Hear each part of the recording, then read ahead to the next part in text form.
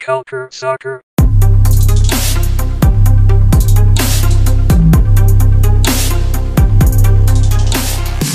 Ça y est, on y est enfin. Le Canada a atteint l'octogonal, le dernier tour de qualification de la Coupe du Monde pour le Qatar 2022. Plusieurs seraient en train de dire, en m'écoutant, seraient en train de se dire que c'est pas un si gros exploit que ça. Pour le Canada, ça l'est. On le sait, le format a changé. Par contre, la dernière fois que le Canada avait atteint le dernier tour de qualification pour la Coupe du Monde, c'était pour la Coupe du Monde 98. Donc, ça fait très, très, très longtemps qu'on ne voit pas le Canada dans cette position-là. On est là pour en parler ici sur CS à l'érable. Donc, à l'animation, vous m'avez reconnu, Adi Raphaël, et je suis rejoint par mes collègues de toujours, Daniel Cameron et Alex Rupert. Alex, Daniel, comment allez-vous? Encore en train de faire la fête. On a fêté, la victoire du Canada. Je pense que j'avais seulement 3 ans la dernière fois qui... Non, je me confonds avec la dernière fois qu'ils se sont qualifiés pour la Coupe du Monde, mais c'est un pas dans la bonne direction. Alors, ça va être très excitant de suivre le parcours avec vous. Eh bien, moi, de mon côté aussi, je suis encore très content, très heureux du dernier résultat. Je dirais pas j'avais quel âge la dernière fois que, que l'équipe canadienne s'est rendue au dernier tour avant la Coupe du Monde. On va pas savoir ton âge. C'est correct, Daniel. Et aujourd'hui, pour cet épisode très spécial, on a décidé d'amener quelqu'un de la communauté de CF Montréal, que vous connaissez tous sur Twitter, un gars qui est extrêmement intéressant et qu'on a déjà reçu ici sur CS à l'érable. Et je nomme Amine Sabri. Amine, merci d'avoir répondu à mon appel et surtout en dernière seconde, c'est très apprécié. Merci Adi pour l'invitation. Toujours un plaisir d'assister à ton podcast. Écoute, nous, on a adoré discuter avec toi la dernière fois. Puis, écoute, j'étais en train de préparer l'épisode. Puis, j'étais là, écoute, ce serait nice si jamais j'invite Amine. Puis, je t'ai envoyé un message, tu as accepté. J'étais super content que tu acceptes. Puis, on va pouvoir faire ça. Puis, voir peut-être le point de vue de quelqu'un d'autre qu'on n'a pas l'habitude d'entendre sur CS à l'érable. Puis, ça peut être très, très, très intéressant. Donc, écoute, canadienne en plus. En plus du CF Montréal, ce que les gens savent peu, là, c'est que l'équipe canadienne, j'allais jusqu'à Toronto voir leurs matchs. Je les suis depuis plusieurs années, là, même bien avant l'Impact de Montréal. Là. Donc, c'est une passion qui était antérieure au CF Montréal, on va dire. Donc voilà, quelqu'un qui connaît l'équipe canadienne depuis très, très, très longtemps. Donc, on va rentrer directement dans le vif du sujet. On va parler des 2 matchs de cette série aller-retour contre Haïti. Premièrement, le déplacement de l'équipe canadienne à Port-au-Prince, donc la capitale haïtienne, pour un match assez difficile sur un terrain assez compliqué, un déplacement, et John Herdman l'a dit plusieurs fois en conférence de presse, qui a été très, très, très difficile à réaliser. Les joueurs, c'était très difficile pour eux. On rentrera dans les détails un peu plus tard. Une victoire du côté du Canada sur le score de 1-0. Grâce à un but de Kyle Larin sur un centre d'Osorio. Déjà, Alex Rupert, parle-moi un peu de cette victoire-là. Est-ce que tu t'y attendais? Est-ce que c'était un bon résultat d'amener à 1-0 ou est-ce que tu t'attendais à mieux que ça, en fait? Je pense que dans les circonstances, le 1-0, j'étais quand même satisfait.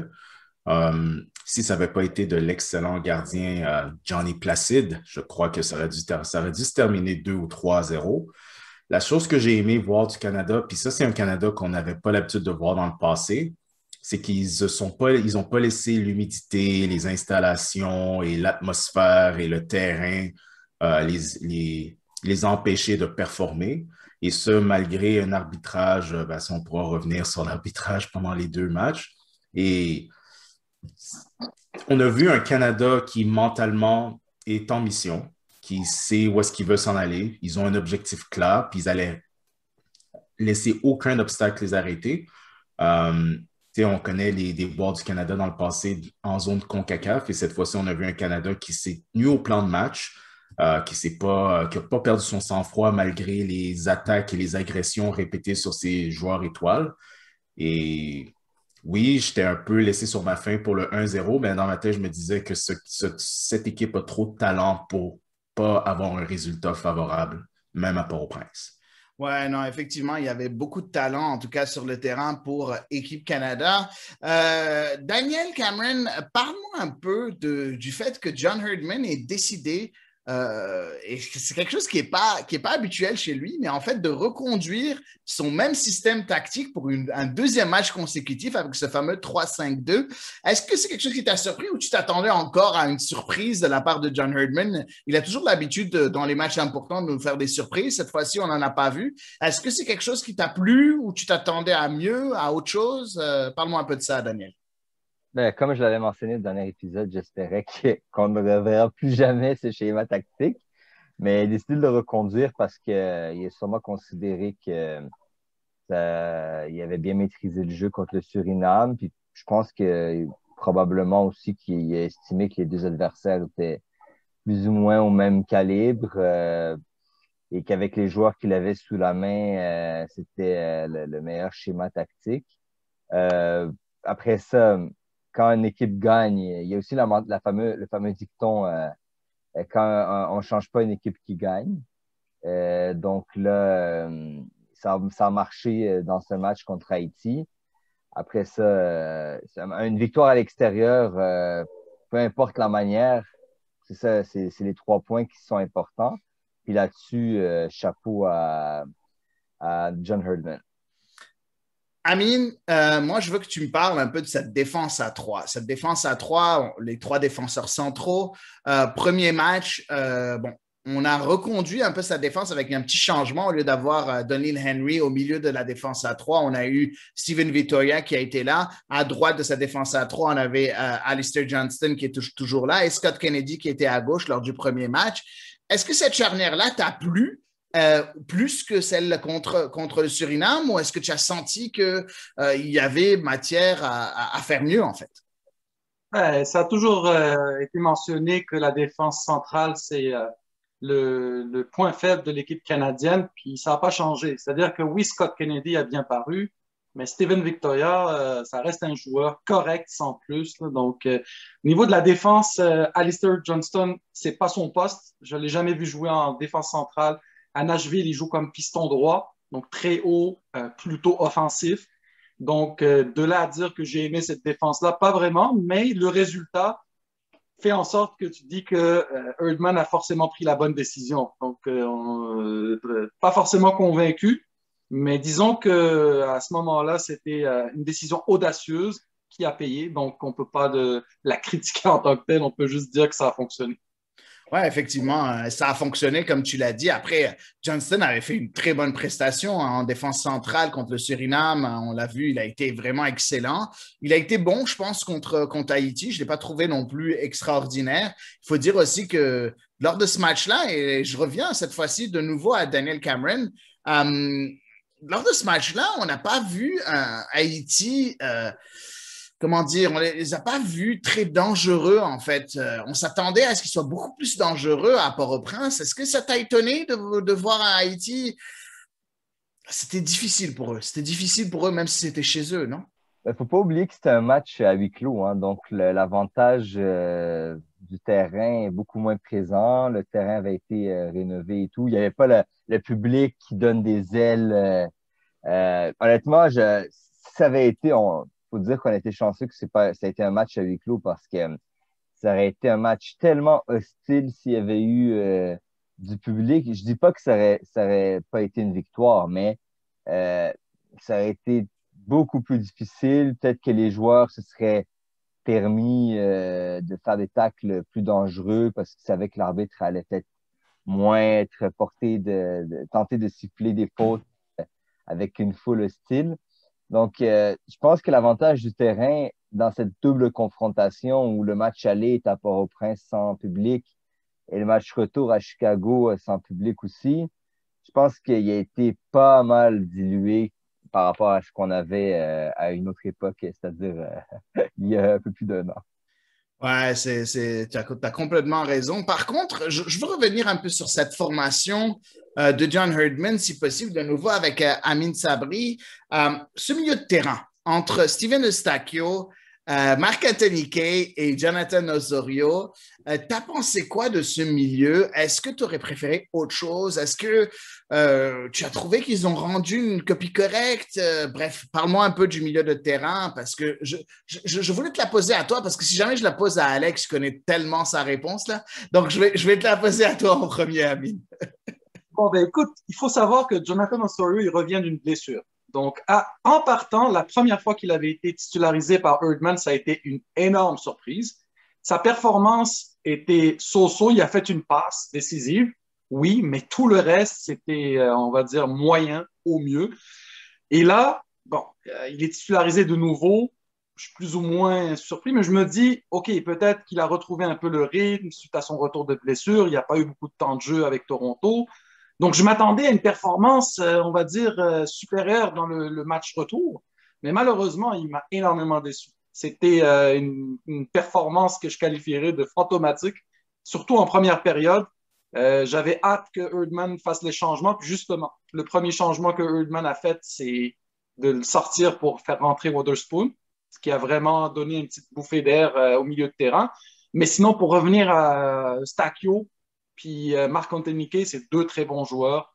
Je trouve que Piet, quand il a joué avec l'équipe nationale canadienne, ça paraissait que c'était un gars qui n'avait pas beaucoup de temps de jeu dans le corps. Donc, le fait d'avoir mis Eustakio puis Kaye, je suis plus ou moins surpris. Je trouve que c'est quand même bien. Une bonne assise défensive au niveau du milieu de terrain. Puis un petit peu de créativité avec Marc-Anthony Kaye qui est capable de faire quand même des passes vers l'avant. Donc, le maillon faible, ça reste Jonathan Osorio. J'ai juste pas compris pourquoi il avait été titularisé, alors qu'on a un nombre incalculable de bons milieux de terrain, là, Wotherspoon, Piet, à la limite même qu'on pourrait le mettre dans un rôle purement défensif pour libérer Kaye et Wotherspoon, par exemple. Donc, j'ai vraiment été déçu par la performance de Osorio. Alex, là, je vais t'écouter là-dessus. Je sais que tu es un fervent partisan de Steven Eustakio. Il a été extraordinaire. On parle encore du match aller. Il a été vraiment extraordinaire dans ce rôle. Est-ce que tu penses, je sais que tu le voulais. Moi, très sincèrement, j'ai opté plus pour un milieu à 3 avec Kaye, Eustakio et Piet. Piet en tant que milieu défensif et en sachant que Steven Eustakio peut jouer milieu défensif, mais il est aussi capable de jouer en tant que milieu relayeur ou box-to-box, comme on l'appelle. Et je pense qu'il aurait fait beaucoup de bien de ce point de vue-là. Est-ce que c'est quelque chose que tu as apprécié de voir ce milieu à 3, donc Eustakio, Kaye, Osorio, ou est-ce que tu aurais aussi préféré quelque chose de différent, un peu comme Amine, qui n'a pas trop aimé Osorio dans ce triangle-là? Je vais être d'accord avec Amine. J'ai pas aimé cette formation. J'ai pas aimé Osorio. Puis surtout, ça m'avait surpris parce que dans la ronde précédente, on avait vu la belle chimie entre Wotherspoon et Kaye. Fait que pour que Erdman brise cette chimie, j'ai trouvé ça un peu étrange. Eustakio, il a été bon. Il n'a pas fait un sans faute. Je le suis des fois au Portugal, puis je sais qu'il peut faire beaucoup mieux que ça, mais il a quand même été le plus efficace au milieu de terrain. Kaye m'a surpris parce que très bon. Très bon. Je l'ai trouvé très, très bon dans cette série. Puis, il y a beaucoup de fans à Los Angeles qui, disons, qu'ils s'en servent comme souffre-douleur. Mais, tu sais, en gros, notre milieu de terrain qu'on avait là a prouvé qu'ils étaient capables de rivaliser avec le tiers. Ce que je veux dire, c'est, on a plusieurs niveaux dans CONCACAF, puis on avait un milieu de terrain qui était capable de rivaliser avec le niveau de Haïti, le Suriname et ces autres nations. Mais tu dois quand même faire une pause dans ta tête parce que tu te dis, on a quand même réussi sans Hutchison et Harfield, puis tu vois à quel point que ces deux gars-là, s'ils étaient là, je pense que le milieu, on l'avait complètement sous contrôle. Parce que, je vais juste me rappeler du match contre les États-Unis quand Harfield était là. C'est pas le même milieu de terrain du tout. Ouais, c'est un très bon point, en fait. C'est un très, très, très bon point parce que je pense que, excuse-moi, je t'interromps, mais je pense que ce milieu de terrain est fait pour Harfield, en fait. Jouer avec Eustakio, Kaye et Harfield, je pense que ça, c'est notre 11, c'est nos 3 au milieu de terrain qui seront tout le temps sur le 11 de départ. Parce que le profil dans lequel essayer de jouer Osorio avec un grand échec, selon moi, c'est un peu le profil qui est qui est parfait pour un Scott Arfield. Et j'aimerais t'entendre là-dessus, toi, Amine, est-ce que tu penses qu'un Scott Arfield, dans ce milieu de terrain, avec Kay et Eustáquio, ce serait vraiment le milieu idéal pour l'équipe Canada? 100%. Une grosse différence, là. Justement, j'avais été à Toronto pour voir le match Canada-États-Unis, puis Arfield, là, tu le vois sur le terrain, là, il prend tellement de place, il est partout, défensif, il est au four et au moulin. C'est vraiment, je trouve, c'est un joueur qui est très sous-estimé. Il est meilleur que beaucoup de personnes ne le pensent, là. Puis moi, ce qui m'a déçu, c'est que j'ai entendu dire que, bon, ça fait, avec les Rangers, ils ont gagné les championnats, ça fait très longtemps. Donc, on va dire que les derniers matchs en Écosse, ça jouait vraiment sans grands enjeux. Fait que je comprends pas pourquoi qu'il a décliné de venir jouer ces matchs-là, parce que Erdman, il a expliqué que Hutchison, c'est compréhensible, son corps à 38 ans, des fois ça va bien, d'autres fois il a besoin de repos. Ça, je suis 100% à l'aise avec ça. Puis s'il vient, c'est un plus pour le milieu de terrain aussi. Il n'y a pas juste Arfield. Hutchison, c'est numéro un. Là. C'est-à-dire, en tant que milieu défensif, là, c'est difficile de trouver mieux que ça. Mais après ça, Arfield, le fait que ça ne fait pas la première fois qu'il refuse l'équipe canadienne. Je pense pas qu'il a refusé. Je pense pas qu'il a refusé. Je pense qu'il y a eu une entente entre lui et Herdman. Il a dû lui faire comprendre que, écoute, je préfère pas, les équipes sont un peu trop faibles. Mais je veux juste, j'aime pas trop utiliser le terme refuser parce que refuser, ça devient problématique et diplomatiquement, ça devient vraiment un gros problème. Ça devient sanction. Voilà, exactement. Mais c'est pas la première fois qu'il décline l'invitation de l'équipe canadienne cette année. Je parle de 2021. Ouais, c'est vrai. Il était là tout le temps. Il était là même contre des petites équipes. Je me rappelle, on jouait des tours préliminaires, puis il s'en venait quand il avait choisi de jouer pour le Canada assez tardivement, parce que longtemps, il a réfléchi avant de se commettre à l'équipe canadienne. Mais moi, c'est juste, je parle de 2021.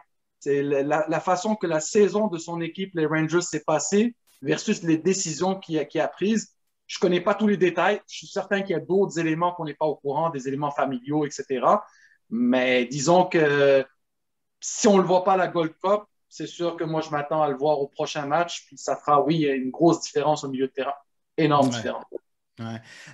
Daniel Cameron, est-ce que pour toi, et je vais changer de sujet un peu, c'est une victoire qui a été difficile dans les conditions, on en a parlé un peu plus tôt. C'est un score pas satisfaisant, 1-0. Oui, c'est un bon résultat, mais ça fait qu'on aurait dû gagner par une plus grosse marge.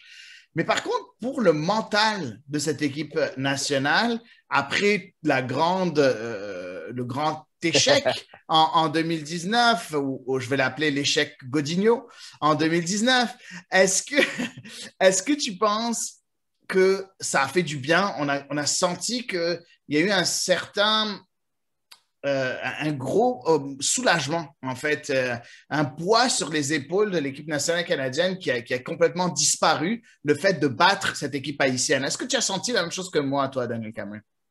Ben oui, il y avait un certain soulagement de dire on les a battus chez eux. Maintenant, on part avec une certaine avance pour le prochain match. C'est pas fini, mais ça fait du bien. Mais en fait, il y avait toujours un petit peu le nuage gris qui flottait pas trop loin pour dire ben on sait jamais, ils peuvent marquer 2 buts très rapidement ou ça peut être 1-0, tu sais, comme c'est arrivé, 1-0 pour l'équipe canadienne à la mi-temps, puis le deuxième mi-temps, l'équipe haïtienne marque 2 buts, puis c'est eux qui passent, tu sais. Fait que, on dirait le 1-0 permettait pas d'évacuer ce nuage gris.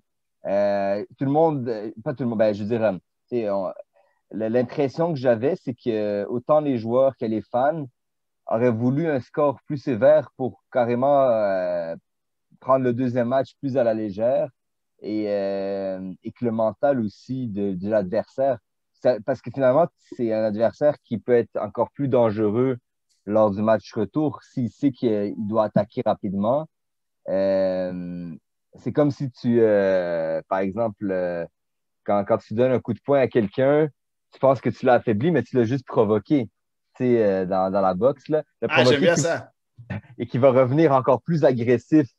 Tu as donné un coup, ben lui, il va venir, il va t'en donner 3. C'était un peu ça que j'avais comme impression, que j'avais un peu comme peur. Tu as des séquelles de toutes ces années contre Haïti, surtout avec Arcae, avec la Gold Cup. On a des séquelles, hein? On a du mal à les surmonter, n'est-ce pas, Daniel?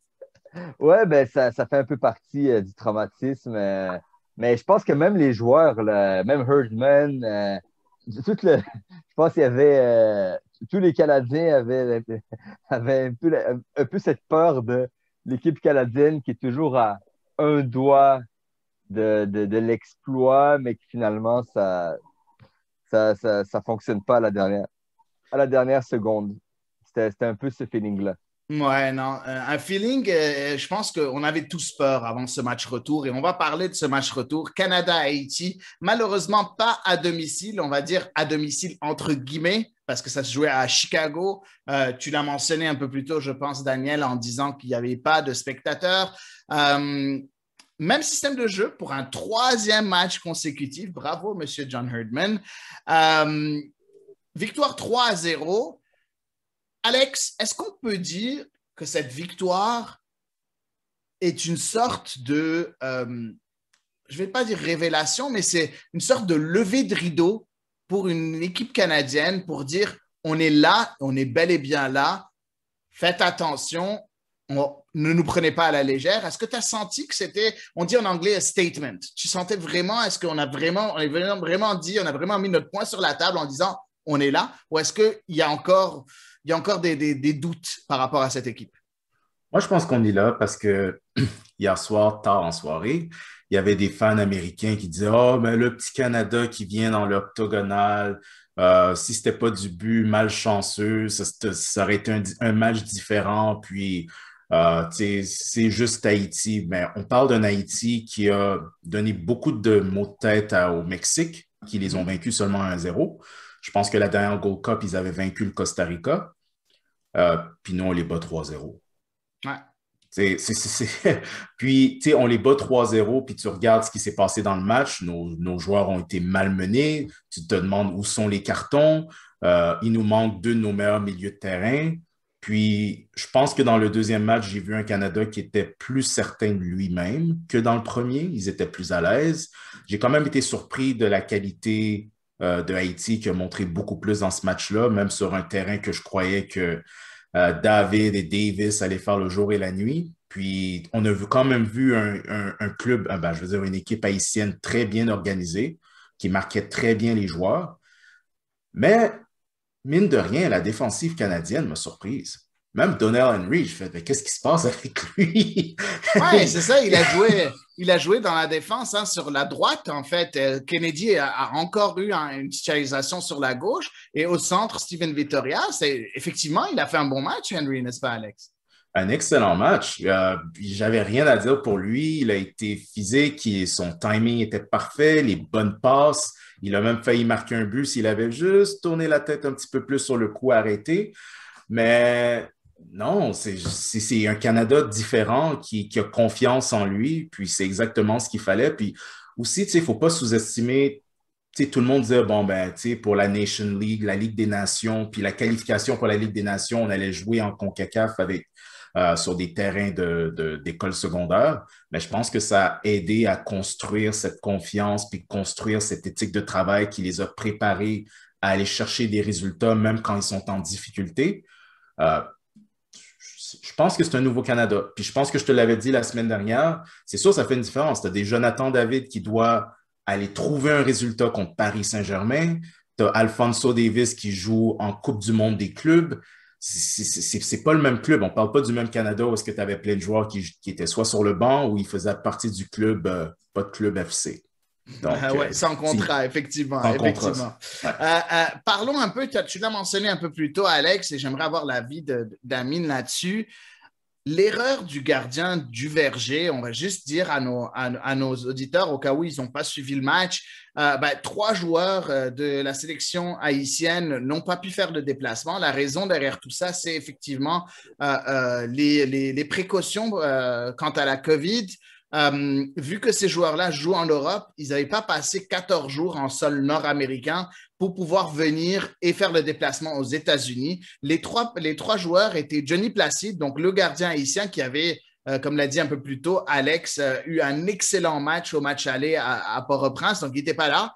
Alex Christian Junior aussi, qui était titulaire lors du dernier match. Et Carnegie Antoine, je pense qu'il était remplaçant, si je ne me trompe pas, ou en tout cas, c'est un joueur qui a eu son mot à dire lors du match aller. Donc, ces 3 joueurs-là n'étaient pas là. Donc, le gardien remplaçant, qui est Duverger, c'est un joueur qui est né à Montréal et qui s'est retrouvé titulaire lors de ce match-là. Il avait fait un très bon début de match. On va en parler un peu plus tard avec des arrêts clés quand même, surtout sur Jonathan David. Mais il fait cette erreur-là où il laisse le ballon passer sous sa semelle en premier. Après, il essaie de faire le beau en essayant de dégager sobrement, mais en fait, son pied d'appui touche le ballon encore une fois, puis ça rentre dans le but. Parle-moi un peu de ton sentiment, Amine Sabri, après ce but-là. Je sais pas comment on peut être content après un but, même si c'est un but pour le Canada. Tu peux être content? Non, justement, c'était un sentiment ultra bizarre, là, parce que tu t'attends à tout sauf ça, et surtout qu'on revenait juste de la mi-temps. Donc, c'était plus qu'inattendu, une passe vraiment de routine. Sur la reprise, on voyait que le terrain de Bridgeview en Illinois, il y avait beaucoup de bosses. À la place, il y avait le petit rectangle. Vraiment, le ballon, il rebondissait. Là, la surface était loin d'être parfaite. C'est pas une excuse parce que on voit très bien que Josué Duverger, il lève la tête. Ouais. Au moment de frapper la balle la première fois, il lève la tête.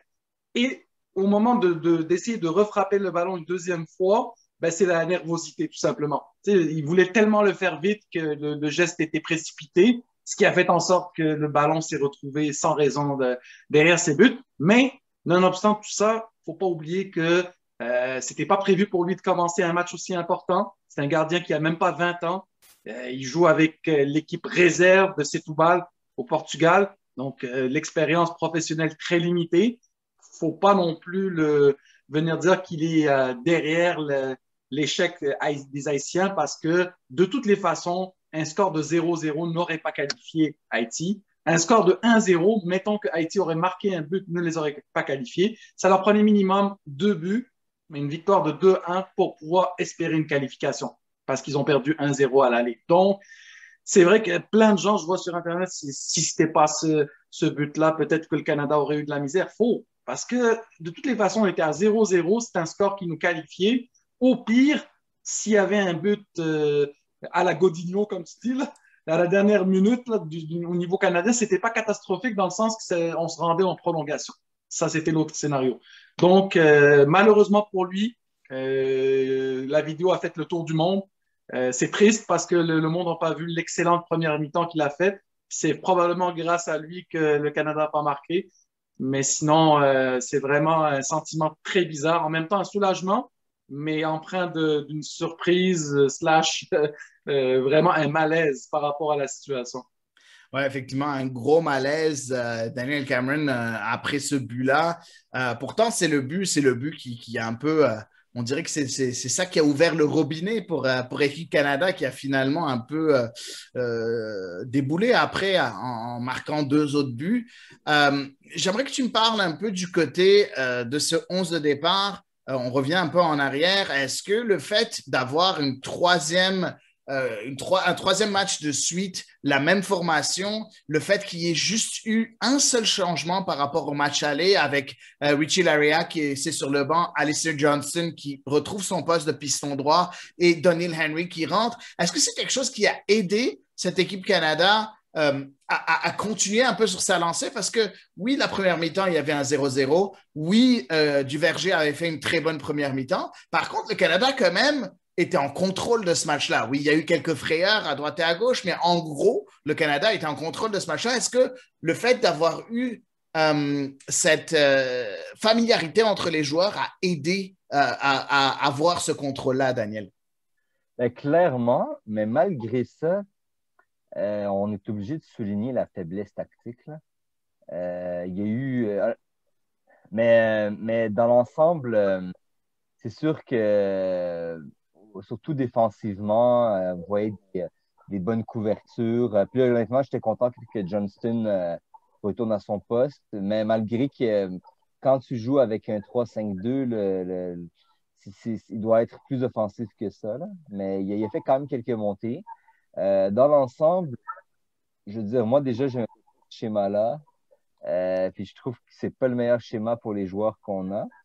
Mais quand l'équipe domine, contrôle le jeu et évidemment gagne, ben, je pense qu'on n'a pas grand-chose à dire. Mais c'est sûr que quand tu as une faiblesse tactique, ça finit par te rattraper. En passant, pour l'anecdote, quand on a parlé des joueurs haïtiens qui n'étaient pas présents, il y en a un quatrième, mais lui, c'était prévu. Il y a Martin Expérience qui a été convoqué pour le match aller parce qu'un joueur haïtien était blessé dans le match contre le Nicaragua. Mais comme lui, c'était clair qu'elle n'allait pas pouvoir aller aux États-Unis à cause de l'arrêt de 14 jours parce qu'il était arrivé de France. Mais évidemment, ces trois n'ont pas pu. Lui, il n'a pas pu non plus. Là. Mais jusqu'à maintenant, je me questionne un peu sur est-ce que les joueurs mettaient la faute, la Fédération haïtienne a mis la faute sur le Canada. Vraiment. Ouais. La Fédération haïtienne a déclaré un peu la guerre au Canada. Par contre, je regarde un peu les réactions de toute la communauté haïtienne sur Twitter et sur Facebook. Tout le monde a repointé du doigt la fédération haïtienne en disant on sait que c'est vous qui étiez mal organisé. Et même Johnny Placide a fait après une déclaration en disant que c'était mal organisé et a pointé du doigt de nouveau la fédération haïtienne. C'était pas nouveau. Ils savaient déjà que le protocole était en place. C'était à eux de s'ajuster. Ils ne se sont pas ajustés. On ne peut pas blâmer le Canada. C'est impossible de blâmer le Canada. Déjà, on n'est pas en train de jouer au Canada. Donc, c'est pas comme si... Donc, bref, pour moi, c'était un peu cheap de la part de la fédération haïtienne, mais je ne sais pas ce que tu en penses, toi, Alex. Est-ce que tu as trouvé ça aussi un peu cheap de la part de la fédération haïtienne, cette accusation-là? Ouais, j'ai pas compris d'où c'est venu, puis j'ai plus vu ça comme on dit, une distraction. Ouais, une distraction. Ouais. Je pense que les problèmes viennent de la fédération elle-même, fait que tu sais, dans des cas comme ça, c'est plus facile de mettre ça sur la faute de l'autre. Je pense pas que c'était une question de vouloir convaincre les Canadiens puis le reste du monde que s'ils avaient raison ou tort, je pense que c'était plus pour leurs fans à eux dans le pays. T'sais, je sais pas si c'était pour faire baisser les attentes pour le résultat, je sais pas, mais j'ai trouvé ça bizarre. Ouais, c'est vraiment assez bizarre comme ça. Revenons un peu sur le match. Ces buts-là, donc on a parlé du premier but, je pense qu'on en a parlé en long et en large. Les deux autres buts, le but de Kyle Larin, le but de Junior Hoilett, ça a dû faire du bien, non, Alex Rupert? Le but de Junior Hoilett, ça a dû lui faire du bien à son moral. Hein. On en a parlé, on n'était pas trop sûr pourquoi il faisait partie encore d'équipe Canada avec le fait qu'il n'y a pas de contrat, qu'il n'a pas joué toute l'année. Il rentre, il fait c'est quand même un beau but, oui, ça rebondit sur le poteau en premier, mais après, il a quand même la clarté d'esprit d'utiliser son autre pied pour la mettre au fond dans un filet désert. Est-ce que tu penses que ça fait du bien pour un joueur qui est sans contrat avec tout ce qu'il a vécu cette année? Ça va lui faire du bien à son moral à lui. Oh, absolument. Junior Hoilett, oui, il a pris de l'âge, puis oui, il a ralenti, mais sa qualité a jamais disparu. Puis je pense qu'il est arrivé dans son club à Cardiff City, c'est le changement d'entraîneur, puis le nouvel entraîneur qui l'avait pas dans ses cartes. Il voulait jouer du monde plus jeune, des nouveaux joueurs qui étaient en montée en puissance. Et de toute façon, à la fin de la saison, il y avait déjà des rumeurs comme quoi il allait rejoindre son ancien entraîneur à Middlesbrough, yeah. Middlesbrough. Même à son âge, David Hoilett, c'est un joueur de championship.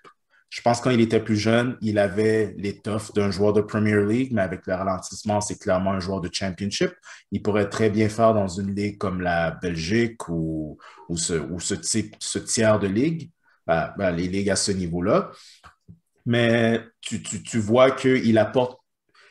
C'est un joueur que tu veux amener sur le banc quand le Canada frappe à la porte, mais ils ne sont pas capables de faire rentrer le ballon. Ou on a vu Kyle Larin qui manque les ballons. Mais tu sais que Junior Hoilett, lui, c'est un sniper. Ouais. Quand lui, il tire, ça rentre.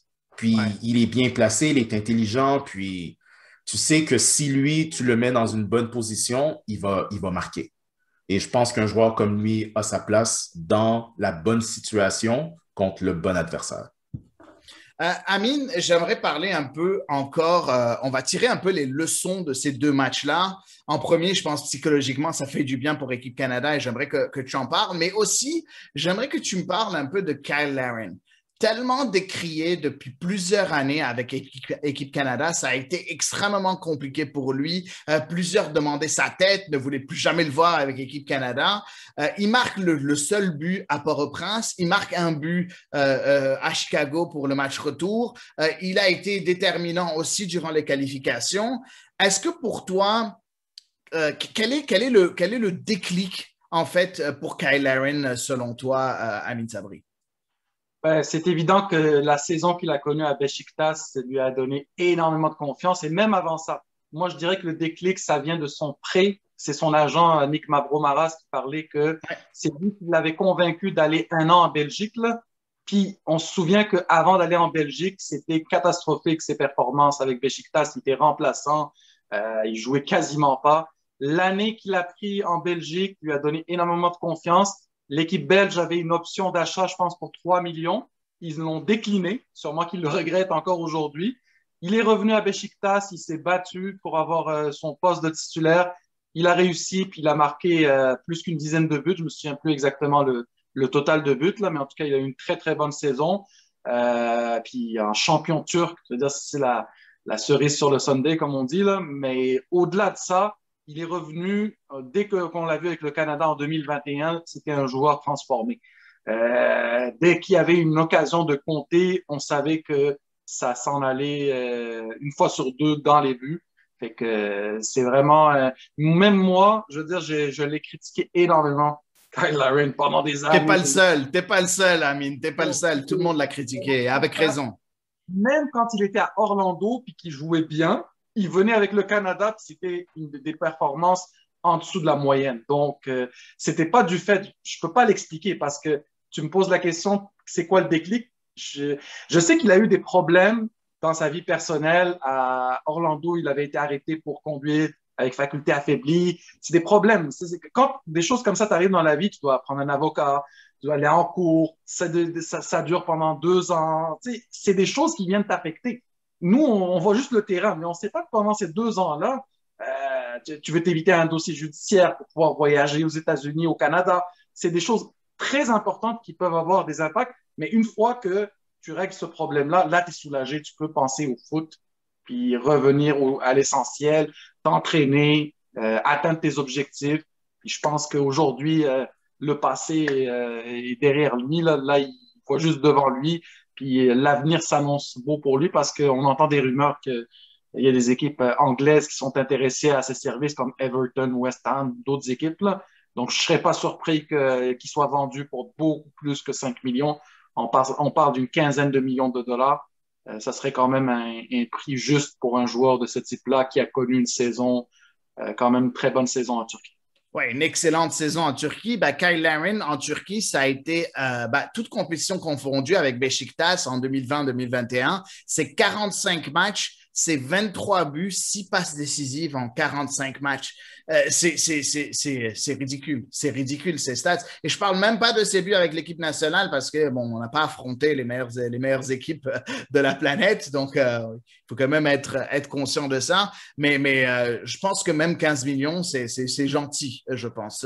Je pense si jamais il va signer ailleurs, ce sera pour un minimum de 20-25 millions ailleurs. Parce que les attaquants qui sont en confiance, qui marquent des buts, ainsi de suite, ça ne court pas les rues, en Europe en tout cas. Donc, puis il est jeune, hein, il a 26 ans, hein, il n'est pas vieux du tout. Il vient d'avoir 26 ans. Il a encore un bon 3-4 ans au très, très, très, très haut niveau. Et encore, même là, il pourrait rester, on peut dire même un 7-8 ans au très haut niveau. Parce que, voilà, c'est quelqu'un qui est quand même en forme et on le voit physiquement, ça a l'air de très bien se passer pour lui. Daniel Cameron, tu as mentionné quelque chose et tu t'es interrompu un peu, en fait, c'est à cause de moi, là. Mais tu as parlé un peu de la tactique. Tu as parlé de la tactique lors du deuxième match et j'aimerais t'entendre là-dessus en détail. Je vais juste te dire quelque chose. J'ai beaucoup lu sur les réseaux sociaux les réactions du monde.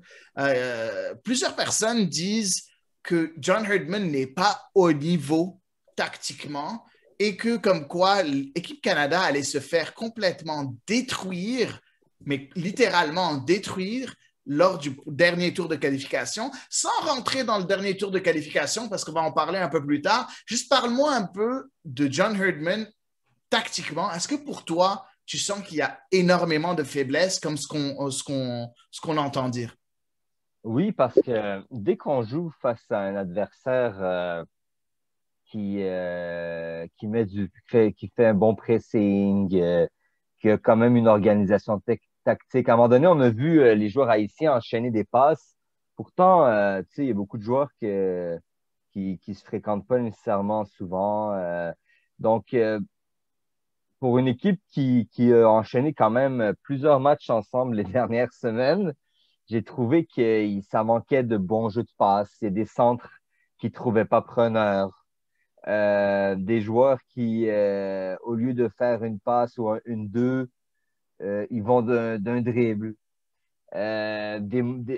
Au niveau défensif, ça allait un peu mieux au niveau de la couverture. On voyait une certaine complicité. Kennedy, honnêtement, là-dessus, il a été impérial. Mais sinon, autant sur les ailes que dans l'axe, j'ai trouvé ça faisait mal aux yeux, là. Des fois, deux joueurs qui vont sur le ballon ou personne va sur le ballon. Là-dessus, j'ai trouvé des fois, il n'y avait pas nécessairement une pression sur l'équipe adverse.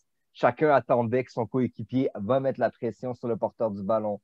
Ça avait l'air un peu comme quand il y a des try-outs dans les équipes ou un camp d'entraînement puis que les gens n'ont jamais joué ensemble. Ça ressemblait donc, tu sens qu'il y a une sorte un manque de cohésion, alors si je comprends bien. Donc, ce n'est pas spécialement tactique, c'est beaucoup plus le fait qu'ils n'ont pas répété les efforts ensemble, c'est collectif en fait. Ou est-ce que tu vois aussi quelque chose, parce que tout ce que tu viens de dire, j'ai comme l'impression que c'est plus d'un point de vue collectif. Est-ce que tu vois vraiment des manquements tactiques? Est-ce que tu sens que John Herdman n'arrive pas à faire les changements nécessaires pour contrer une certaine tactique ou pour se donner un certain avantage? J'aimerais entendre les deux autres. On va commencer par Alex. Un peu ça, parce que je revois ça très souvent, après chaque match d'équipe Canada, des gens qui disent que John Herdman n'est pas au niveau tactiquement. Je pense pas que tactiquement, il est aussi inférieur qu'on le dit. Moi, je pense que des fois, c'est les choix de joueurs qui posent problème. Souvent, tu lèves tu lèves un sourcil, tu dis pourquoi tu commences ce joueur-là par-dessus un autre. Tactiquement, c'est pas mauvais. Puis aussi, où est-ce qu'on avait vraiment échoué à la Gold Cup, c'était pas tactique, c'était un manque de préparation flagrant. Et le gars, il a même avoué qu'il s'était pas préparé du tout. Puis quand on a perdu le deuxième match contre les États-Unis, c'était pas une question de tactique, c'est qu'il n'y en avait pas. C'est qu'il a carrément dit aux joueurs, ben, vous décidez, je vous laisse décider comment vous voulez attaquer le match pendant qu'on aurait dû jouer conservateur, mais les joueurs ont une certaine fierté, fait qu'ils voulaient attaquer comme la dernière fois, puis ça s'est retourné contre eux. Il y a eu un changement tactique aussi lors du match retour des États-Unis. Hein. Ben, surtout les joueurs. Oui, ben, on est passé en 4-4-2, puis on est passé en 4-4-2, on était en 4-2-3-1 lors du match aller, on a gagné 2-0, on est passé en 4-4-2. Et ça a fait une grosse différence parce qu'on s'est fait manger au milieu. Ben, si tu regardes à la défense centrale, le changement, quand on a changé le schéma défensif, ça s'est écroulé. Ça s'est écroulé dès le départ. Puis moi, j'étais comme, ben, pourquoi tu ne gardes pas le même schéma défensif? Tu as raison. Moi, tactiquement, tu as raison. Alphonso Davies, ils auraient dû le garder en avant parce que ça a changé complètement la donne, comment les États-Unis ont attaqué le match. Mais même si tu avais gardé ce schéma-là, Alphonso Davies, c'est un bon joueur. Il fait quand même un bon travail à Bayern, mais la défense centrale a complètement tombé en morceaux. Mais pendant qu'en même temps, si tu regardes le premier match contre les États-Unis, mais c'était de la perfection. Les Américains, ils en font une obsession 2 ans plus tard. Ils ne comprennent pas comment ils se sont fait dominer. Je pense, moi, c'est le choix de joueur. Puis aussi, pour revenir au point de Daniel, tu es aussi fort que ton maillon faible. Puis Jonathan Osorio, qui était dans une position aussi importante, puis que son timing n'était pas bon, ses choix n'étaient pas bons. C'était complètement décousu quand il essayait de créer des jeux ou créer des occasions, ça ne marchait pas. Puis tu vois que tu fais juste remplacer Osorio, puis tu as un Scott Arfield à sa place, puis la cohésion aurait été beaucoup mieux. Puis l'autre point que je vais apporter, c'est Alphonso Davies. Je trouve qu'il est extrêmement sous-estimé comme fabricant de jeu. Il fait d'excellentes passes. J'ai trouvé qu'il apportait beaucoup à l'attaque. Puis mon dernier commentaire, ce serait, puis tu vas sourire parce que je commence à comprendre pourquoi le monde sont agacés avec Milan Borgian.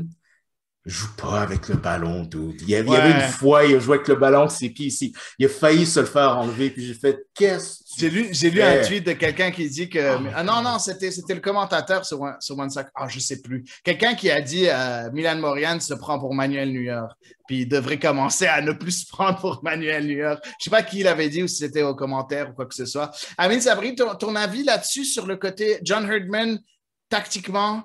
Tu le vois où tactiquement?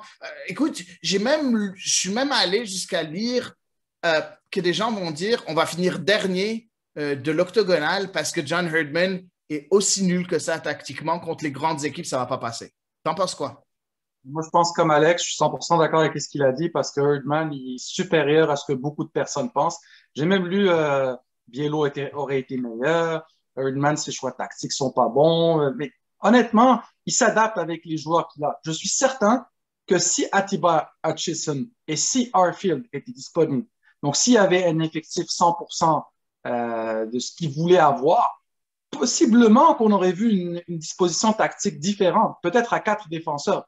Parce que si tu as Hutchison avec Eustachio à côté, avec Kay, tu es déjà très fort défensivement. Tu n'as pas besoin de mettre 3 défenseurs centraux. Quand tu mets 3 défenseurs centraux, c'est comme une soupape de sécurité. Quand un défenseur central ne performe pas trop, ben, c'est un peu comme Rodi Camacho avec l'Impact. Quand on joue avec deux défenseurs, Rodi Camacho, c'est le pire joueur du monde, c'est catastrophique, c'est la pire signature de l'histoire. Mais depuis qu'il joue avec une défense à 3, c'est le MVP pour l'instant de l'année dans les 8 premiers matchs. Mais c'est un peu la même chose. Moi, je trouve que Herdman, il s'adapte à son effectif. Il n'y a pas vraiment de défenseur latéral gauche pour un 4-4-3, fait qu'il fait un 3-5-2 pour mettre Davies plus haut. C'est un peu ça, c'est vraiment une adaptation à l'effectif. Comme beaucoup d'entraîneurs de nos jours qu'on voit, c'est mettre ses 11 meilleurs joueurs sur le terrain. C'est pas tu décides quelle tactique et après ça, non, tu prends tes 11 meilleurs joueurs et tu dis, OK, comment je peux les faire placer dans un terrain pour que j'ai à la fois David, Larin, Davids, et les joueurs que je veux avoir sur le terrain. Mais je suis d'accord avec toi. Je suis d'accord avec toi. Le seul petit point, excuse-moi, Amine, le seul petit point, je suis d'accord avec toi, mais quand tu parles des 11 meilleurs joueurs, je ne vois pas où Osorio rentre dans ce 11 meilleurs joueurs-là. 100% d'accord. Ça, Osorio, là, c'est un autre sujet.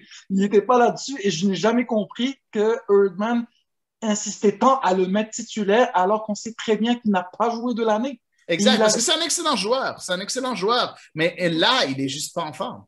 Exactement. Ça ne veut pas dire que dans 6 mois, on ne va pas dire qu'il va avoir eu un bon match après une discussion après un match de l'équipe canadienne. Mais c'est juste en ce moment, il me semble que Waterspoon, il a tellement bien fait dans le match où est-ce qu'il avait joué avec l'équipe canadienne. Ouais. Je m'attendais à le voir titulaire. Je m'attendais de voir Eustachio, Kay, puis Waterspoon. Moi, je m'attendais à Eustachio, Kay et Piet. Piet en défensif, puis Eustachio et Kay, allez, faites le jeu, parce qu'il serait tellement bon à faire le jeu. 100% d'accord.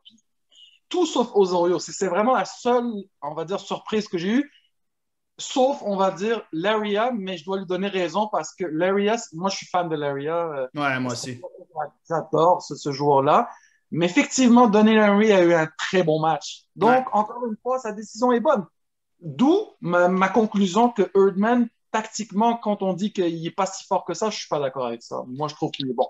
Ben, j'aime bien le fait que j'aime bien la disposition tactique qu'il a choisie. Le 3-5-2, je pense, contrairement à ce que Daniel a dit un peu plus tôt, je trouve que le 3-5-2 est complètement adapté à nos joueurs parce que quand tu joues un 3-5-2, tu as besoin de pistons qui soient assez forts, qui soient offensifs, qui aient les qualités offensives pour être bon. Et je trouve qu'Alphonso Davies à gauche, Richie Laryea à droite ou même Zachary Brault-Guillard, ou même Alistair Johnston à droite peuvent être très bons. Et même du côté gauche, si Davies, on veut le faire jouer un peu plus haut, on a Adekugbe qui peut être très, très bon aussi dans ce piston gauche. En défense centrale, je trouve que Steven Vitória, au milieu de sa défense à 3, est parfait parce qu'il n'y a pas besoin d'être très mobile. Et c'est là le gros problème de Steven Vitória, c'est qu'il n'est pas très mobile. Donc, en le mettant là, c'est quand même assez bien. Et puis, les deux à côté, Kennedy, je trouve, a été extraordinaire. Je sais qu'Alex Rupert nous en parle depuis des années, enfin, depuis le début de l'année. Il a été extraordinaire.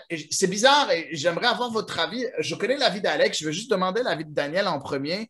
Scott Kennedy, j'ai lu des tweets de personnes qui se connaissent quand même, s'y connaissent en foot, qui ont dit qu'il a fait 2 matchs horribles contre Haïti. Est-ce que je suis fou ou moi j'ai vu 2 très bons matchs de la part de Scott Kennedy, Daniel Cameron? Ben moi, honnêtement, je trouve que c'est lui qui a tenu la défense centrale, là. Il était au four et au moulin, il a couvert ses adversaires. Donc moi, personnellement, j'ai rien remarqué à ce niveau-là. Sinon, comment dire, la défense dans ces 2 matchs-là, de toute façon, on n'a pas grand-chose à dire, là. Il n'y a pas eu de but.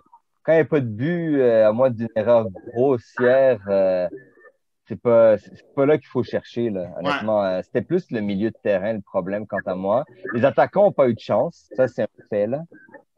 Il y a eu quelques erreurs, c'est sûr, des fois d'avoir dribblé au lieu de tirer, d'avoir attendu, des choses comme ça.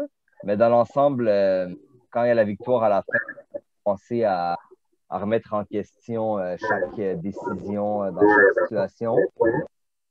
Sinon, à ce niveau-là, Kennedy, pour répondre à ta question, moi, je trouve que c'est la bonne trouvaille. Je sais qu'Alex attendait avec impatience son arrivée. Ouais, non, effectivement. Ben, bravo, Alex. Deux très bons constats en parlant de Stachio et Kennedy. Il faut donner à César ce qui lui appartient. Donc, bravo, Alex. Donc, voilà pour ces deux joueurs-là. Et Wotherspoon. Wotherspoon, on le connaissait. Non, c'est pas une surprise, Wotherspoon. Passons à la prochaine. Il y a encore 2 petits sujets sur Équipe Canada et dans les leçons qu'on a retenues. Écoutez, c'est un fait. J'aime pas ça, mais ça reste un fait. Est-ce qu'on a un problème, Jonathan David, dans les grands matchs? Jonathan David ne marque pas dans les grands matchs. Il n'a pas marqué contre Haïti sur ces 2 matchs-là. Il n'a pas fait énormément de grands matchs, mais depuis même la Gold Cup 2019, je pense que sur tous les gros matchs qu'il a fait, que ce soit contre les États-Unis, contre le Mexique, contre Haïti, c'est une passe décisive seulement ou 2 passes décisives, c'est tout, sur tous ces grands matchs. En tout cas, je me rappelle plus des stats, mais c'est pas quelque chose d'extraordinaire. Tandis que dès qu'il joue contre des petites équipes, c'est des coups de chapeau et ainsi de suite. Est-ce qu'on a un malaise, Jonathan David? Je donne juste des faits et je veux juste savoir. Après, je pense que l'échantillon est encore trop mince, mais est-ce que vous pensez qu'on a un malaise, Jonathan David? Amine Sabri, je te laisse commencer, tiens. Non, pas vraiment. Honnêtement, avant que tu en parles, ça ne m'a même pas traversé l'esprit. Je n'avais pas remarqué ça. Même s'il n'a pas marqué, je trouve qu'il a participé dans le jeu. Parce qu'il ne faut pas oublier que Jonathan David, même quand il ne marquait pas avec Lille, il participait dans le jeu, il décrochait. Donc, il avait une certaine participation. Ce n'est pas pour rien que Lille était première au classement. Il jouait avec ses coéquipiers. Donc, à ce niveau-là, c'est pas forcément. Jonathan David, contrairement à d'autres buteurs, c'est pas seulement quand il marque qu'il est utile. Il peut être utile de différentes façons. Kyle Larin, c'est différent. Quand il marque pas, là, on dit qu'il n'a pas eu un bon match. Alors que Jonathan David, il peut ne pas marquer pendant 2 matchs, mais on peut dire, OK, il a participé dans le jeu, il a vraiment appliqué les consignes de son coach, il a aidé à faire peser, à mettre du poids sur la défense adverse. Tu sais, de mettre la défense adverse sur les talons pour que justement Larin puisse marquer son but. Mais tu as 2 défenseurs qui sont aspirés vers David. C'est ça qui, à mon avis, là, c'est 2 joueurs différents. les performances de David ne peuvent pas être jugées juste par les buts. Je suis d'accord. Je suis d'accord avec toi. Moi, je te suis à 100%, mais je regarde un peu les faits et je vais encore appuyer un peu plus sur le champignon. Si je regarde un peu les 15 buts que Kyle Larin a marqués avec l'équipe Canada, 2 buts contre les îles Vierges américaines, 1 but contre la Dominique, 1 but contre la Guyane française, 2 buts contre la Martinique, 3 buts contre Cuba, 1 seul contre Haïti en 2019 dans ce fameux quart de finale perdu, 1 but contre Cuba, un but contre Aruba et 3 buts contre Suriname. On s'entend. Il n'y a pas à part le but contre Haïti qui finalement, on a perdu le match. C'est pas reluisant comme adversaire, n'est-ce pas, Alex? Ou est-ce que tu penses que c'est juste une question de temps? Si tu parles de David, c'est ça? Pour David, oui, Jonathan David. Ouais. Ben, tour du chapeau contre le Suriname, il les a complètement enterrés dans le deuxième match. Puis Haïti, bon, ben, tu sais, je pense qu'Haïti, il ne faut pas leur enlever que défensivement, ils sont costauds, sont organisés. Je pense que même à Port-au-Prince, j'étais plus sûr si je regardais un match de foot ou si je regardais la WWF, parce que je pense qu'il y a quelqu'un qui a rentré dans David, il a fait 2 pirouettes dans les airs, puis non, nos attaquants ont été physiquement punis tout le long, puis mais je vais rejoindre Amine sur ce qu'il dit de Jonathan David. Si tu regardes la saison à Lille, même quand David ne marquait pas, Lille c'était pas la même équipe sans lui. Ouais. En tout cas, il a marqué dans tous les grands matchs avec Lille. Tous les grands matchs, il a marqué contre Lyon, contre Marseille, contre Paris. Il a marqué dans tous les grands matchs. Donc, je te rejoins à 100%, Alex.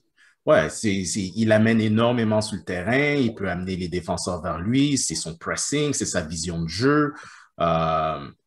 Moi, je pense qu'il est toujours, il reste quand même le même joueur qui est versatile. J'aimerais ça qu'on puisse utiliser ses autres qualités, comme la Gantoise faisait quand il a commencé. Ben, c'était un milieu offensif qu'ils ont rendu comme attaquant, puis il faisait le va-et-vient quand il devenait un peu froid. Lille a décidé de le garder comme attaquant exclusivement, d'accord, mais j'aimerais bien ça voir du côté du Canada peut-être utiliser cette facette de jeu parce que quand David a une opportunité de créer un jeu, c'est de toute beauté. Il l'a fait avec Lille. Mais c'est pour ça que dans le 3-5-2, ça fait du bien parce qu'il peut tourner autour de l'attaquant un peu avec Kyle Larin. Donc, c'est pour ça que moi, je trouve, quand on me parle de Herdman tactiquement, je trouve qu'il a trouvé le bon système de jeu. David peut utiliser un peu sa vision de jeu dont tu parles, Alex. Et c'est pour ça que Larin est en train de marquer beaucoup de buts parce que David est en train de faire le travail, non? Oui, puis en plus, il a tiré 3 fois sur Duverger. Ouais, c'est juste que Duverger avait fermé l'angle, puis tu voyais que David, premier tir, puis là, le deuxième tir dans sa tête, puis tu vois que c'est pas juste sa vision de jeu, c'est la vitesse à laquelle il voit le jeu. Fait que tu voyais déjà sur le deuxième tir, tu voyais dans ses yeux, il dit « OK, il faut que je lève le ballon. » C'est encore bloqué. Puis là, tu vois dans sa tête, il dit « Bon, il faut que je le lève un petit peu plus haut. » Puis là, il vise un petit peu. Tu voyais qu'à chaque fois, il visait un peu plus haut, un peu plus haut, un peu plus haut. Mais Duverger avait complètement fermé l'angle. Il a tout fermé, effectivement. Dernier sujet par rapport aux leçons qu'on a tirées un peu de ça.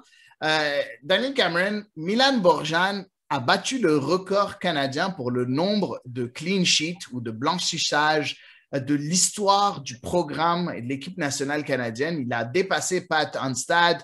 Il a maintenant 24. Est-ce que pour toi, c'est un exploit ou juste le fait d'avoir joué contre toutes ces petites équipes, c'est quand même assez simple ou c'est un peu des deux? T'en penses quoi, Daniel? Je pense que c'est lié aussi à la domination actuelle d'équipe canadienne contre de la remontée un peu dans le niveau de la CONCACAF. Là. Ouais. Sinon, je pense que c'est plus collectif qu'individuel comme exploit. Parce que je veux dire, il y a des gardiens que quand ils font des clean sheets, c'est vraiment lié à leur performance individuelle. Mais il ne faut pas oublier que Milan Borjan a eu des matchs où il y a eu comme un tir cadré. Là. Ouais. Donc, c'est pas. Donc, c'est mitigé comme record, alors, selon toi? Bof, à la limite, je dirais que c'est plus l'exploit collectif. Puis aussi, comme tu as mentionné, avec la Nations League, avec ce tour préliminaire un peu particulier, je pense pas que dans l'histoire de l'équipe nationale masculine canadienne, on a eu autant de matchs. Ouais. Donc, c'est pour ça, quand j'ai vu, par exemple, Alex Bunbury qui a été rattrapé avec son 11 marqué en équipe nationale par Kyle Larin avec 2 fois moins de matchs, il faut quand même prendre en compte le contexte. Avant, les joueurs, les 10 dernières années, on a vu quand même le standard de but marqué pour un attaquant changer. Ouais. Avant, je me rappelle quand j'ai commencé à suivre le soccer au début des années 2000, un meilleur buteur d'une ligue en Europe avait une moyenne d'un but par 2 matchs. Ouais. Maintenant, c'est une moyenne d'un but par match. Ouais. Donc, c'est pour ça que ce soit Milan Borjan ou Karl Larin, je pense qu'il faut vraiment prendre en contexte le fait que l'équipe canadienne domine. Et comme David, tu parlais de David tout à l'heure, mais David, c'est pas nécessairement de sa faute si on n'a pas eu tant de matchs que ça où il a pu.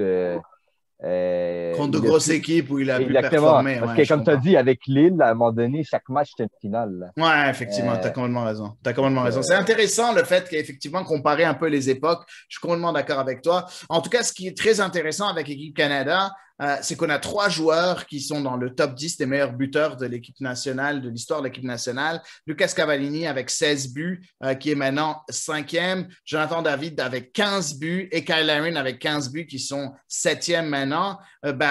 Tous ces 3 joueurs-là peuvent facilement dépasser Dwayne DeRosario qui a 22 buts. Ils sont tous les 3 assez jeunes pour dépasser ce plateau-là. On aurait les 3 meilleurs joueurs de l'histoire de l'équipe nationale canadienne qui sont présentement avec nous. Quand on parle de génération dorée, on ne peut pas être plus clair que ça, je pense.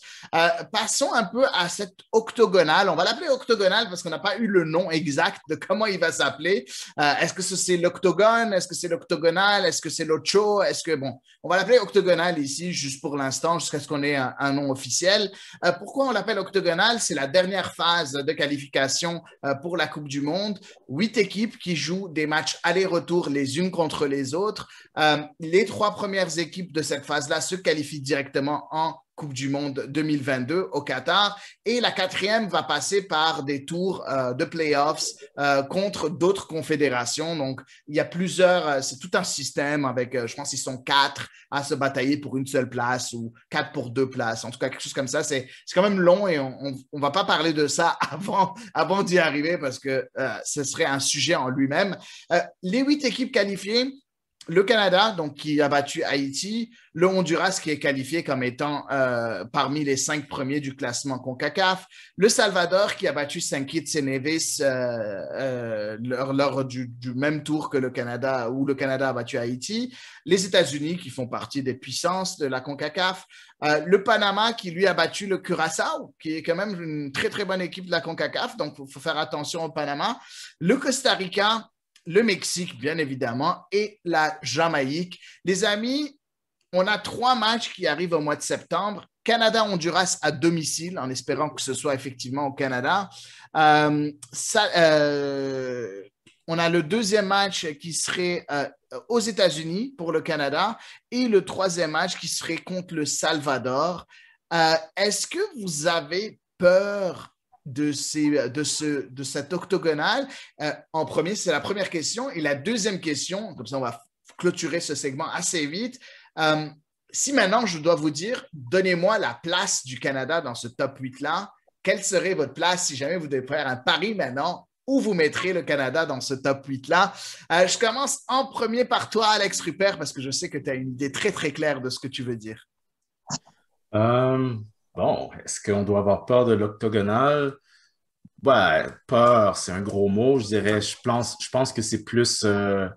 les joueurs ont toutes les raisons d'être excités parce que je pense que on arrive là avec un rôle, finalement, avec le rôle de négligé. Tout le monde s'attend à ce que le Canada, excusez mon français, choke. Tout le monde s'attend à ce qu'on ne passe pas. Puis je pense que les joueurs, ils vont prendre ça comme un défi. Ils vont vouloir prouver le contraire. On n'attend rien d'eux. Personne à travers le monde, ou même dans la zone CONCACAF et même au pays, tu as beaucoup de sceptiques qui ne s'attendent pas grand-chose d'eux autres. Alors, je pense qu'eux, ils vont prendre ça. Je pense que ça va juste leur donner plus faim. Mon deuxième argument, je pense que quelle serait la place du Canada à la fin de cette octogonale? Vous allez me trouver ambitieux. Moi, je les mets numéro 3. Wow! Derrière le Mexique et les États-Unis, je suppose. Tu sais quoi, les États-Unis, c'est parce que ils m'ont rien prouvé. Non, mais les États-Unis. C'est un autre podcast, ça. C'est un autre podcast. Là. Donc, ce ne serait pas derrière le Mexique et les États-Unis, ça. Ce serait derrière le Mexique et le Costa Rica. Wow! Parce que je pense que ça, c'est des équipes qui sont capables d'aller chercher des résultats sur la route, puis les Américains, ils ont rien prouvé sur la route. Ça fait deux cycles que les Américains ont été médiocres sur la route. Ils jouent trop souvent à la maison. L'autre chose qui va aider le Canada, c'est à cause que maintenant on est dans la phase finale, attendez-vous à un recrutement plus facile. Daniel Jebbison, Sheffield United, Lucas Diaz, Sporting CP au Portugal, et peut-être qu'on va... oui, Marcelo Flores à Arsenal. Je pense qu'on peut même convaincre d'autres joueurs que peut-être que Herdman a déjà une liste, mais qu'il essaie encore de convaincre. Je pense que le recrutement va beaucoup être plus facile. Puis je pense que la Gold Cup, je ne m'attends pas à ce qu'on ait l'équipe A. Je pense que ça va être l'équipe B, puis il va se servir de la Gold Cup pour dire, bon, ben, si on veut passer, pour tester, puis si on veut passer à travers l'octogonal, ça va nous prendre notre équipe A, ça va prendre Hutchison, ça va prendre Hartfield, ça va prendre tout le monde en santé, mais la profondeur va devoir s'améliorer. Fait que tu fais jouer ta profondeur en Gold Cup, puis tu leur dis, tu veux faire partie de la Coupe du Monde, une chance à la Coupe du Monde, prouve-le. Ouais. Ben écoute, on verra. En tout cas, Jebbison, très sérieusement, on en a des joueurs en attaque. Est-ce qu'on en veut encore un autre? Je ne suis pas trop sûr. Amine Sabri, ta réponse là-dessus. Donc, je recommence la question. Première question, est-ce qu'on devrait avoir peur de l'octogonal? La deuxième question, quelle serait la place du Canada selon toi parmi ces 8 nations-là? Tu vois, moi aussi, je suis très optimiste. Honnêtement, je pense que ça fait longtemps que le Canada n'a pas eu autant de profondeur dans son équipe. Donc, si on rajoute à l'équation Arfield puis Hutchison, puis n'oubliez pas, un joueur dont on ne parle pas, Ayo Akinola, qui était dans le Taxi Squad et qui a vu que l'équipe canadienne, il a rencontré Jonathan David, il y a le même agent qu'Alfonso Davis. Fait que je pense que ça se rapproche, là. Ayo Akinola, ça pourrait être la profondeur bienvenue au niveau de l'attaque. On a en plus Cavallini, fait que ça commence à faire vraiment beaucoup de profondeur. Que ce soit au milieu de terrain, que ce soit à l'attaque, on est bien équipé, comme on dit. Mais même à la défense, il y a quand même, ça commence à être intéressant, surtout si Kamal Miller s'il revient de blessure. C'est officiel qu'il fait partie de l'équipe au mois de septembre prochain. Donc, tout ça mis ensemble, c'est ça qui me fait dire que moi, je verrais bien le Canada 3e, mais pas comme Alex. Moi, je verrais c'est après le Mexique et les États-Unis. Je ne vois pas comment... Donc, toi aussi, 3e. Wow! Wow! Pourquoi? Le Costa Rica, ils sont sur un fin de cycle. Beaucoup de joueurs vieillissants. Keylor Navas, ça reste un des meilleurs gardiens du monde. Il n'y a personne qui va discuter de ce sujet-là. Mais je veux dire, le reste, là, c'est très peu de joueurs. Il y a Randall Leal qui joue avec Nashville, qui est un très bon joueur. Oui, il y a quelques bons joueurs.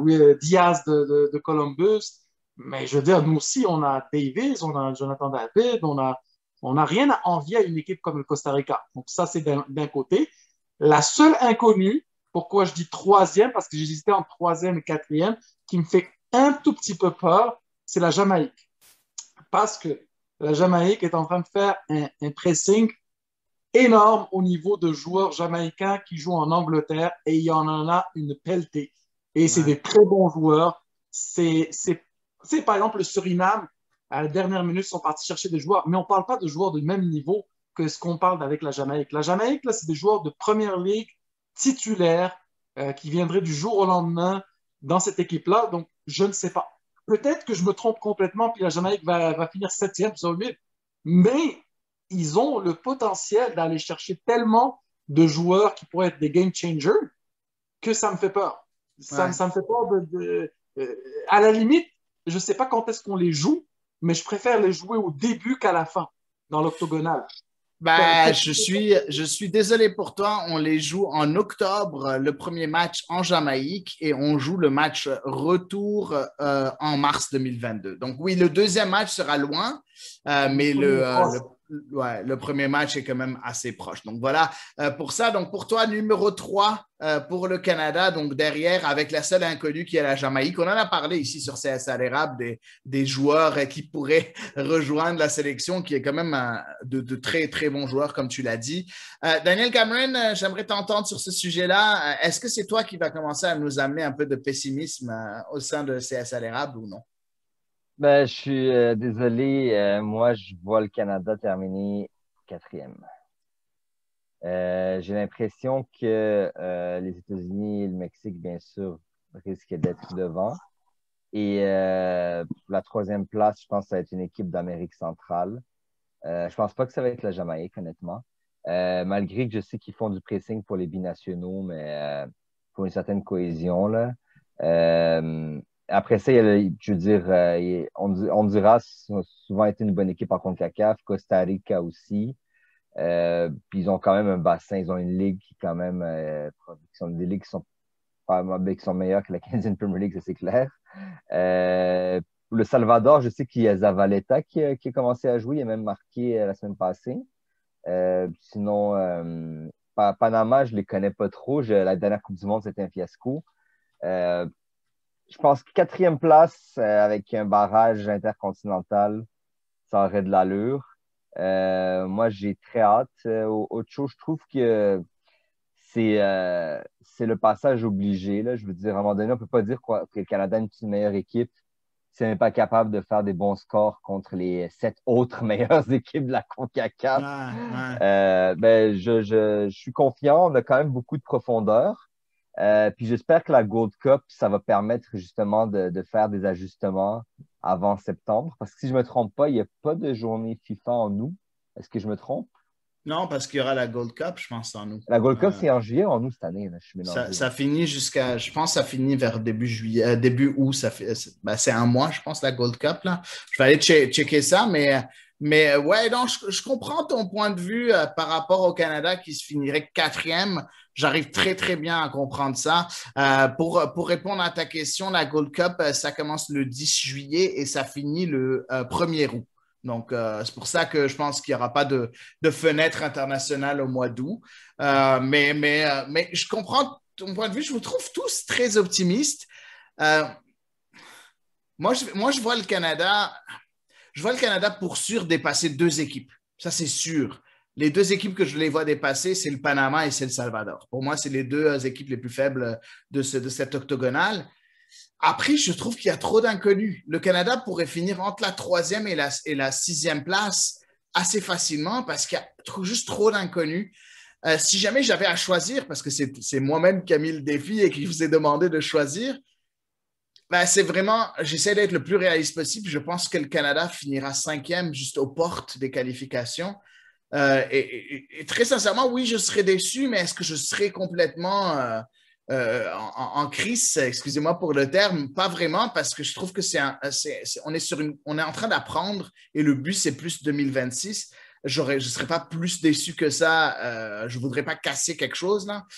Mais oui, écoute, tout est possible. La 3e place est possible, la 4e place est possible, la 5e place est possible, la 6e place est possible pour moi. C'est les places où c'est le plus possible. En tout cas, la dernière fois qu'on avait fait le Hex, parce que dans le temps, c'était 6 équipes, on avait fini bon dernier avec juste 6 points amassés sur les matchs qu'on avait joués. Donc, c'est sûr qu'on fera mieux que ça. Donc là, il n'y a pas de problème là-dessus. Là. Donc voilà pour ce qui est de l'octogonal. On passe rapidement aux dernières nouvelles de l'équipe nationale féminine parce que c'est extrêmement important avant de clôturer le podcast. L'équipe nationale féminine s'est retrouvée avec leur dernier camp de préparation avant les Jeux olympiques. En fait, leur dernier camp de préparation avant que Beth Priestman ne fasse sa sélection de 18 joueuses pour les Jeux olympiques. L'équipe a rencontré deux sélections. La première sélection, c'était la République tchèque et la deuxième était le Brésil.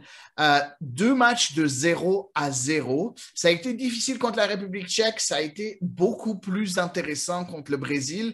On n'est pas en train de voir une équipe nationale féminine du temps de Kenneth Heinemuller qui se crée aucune occasion. Non, C'était très, très beau le match contre le Brésil. Beaucoup, beaucoup d'occasions des deux côtés, surtout du côté canadien où j'ai trouvé qu'ils étaient beaucoup plus dangereux.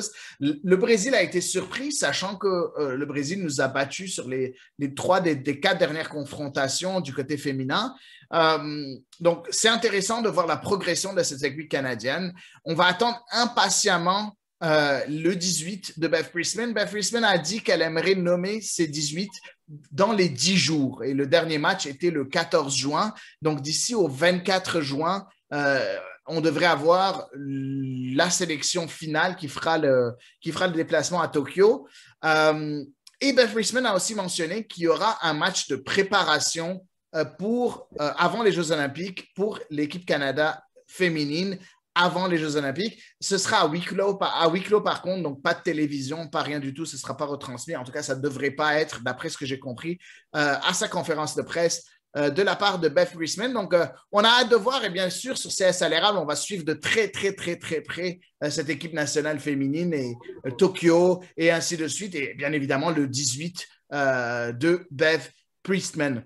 Donc voilà, ce sera tout aujourd'hui pour CS à l'érable. En premier, j'aimerais remercier notre invité d'honneur, Amine Sabri, d'être venu ici, d'avoir discuté d'équipe Canada avec nous. C'était très intéressant, Amine. Merci à toi, puis c'était un plaisir d'être avec vous les gars, là, avec Alex, avec Daniel et toi.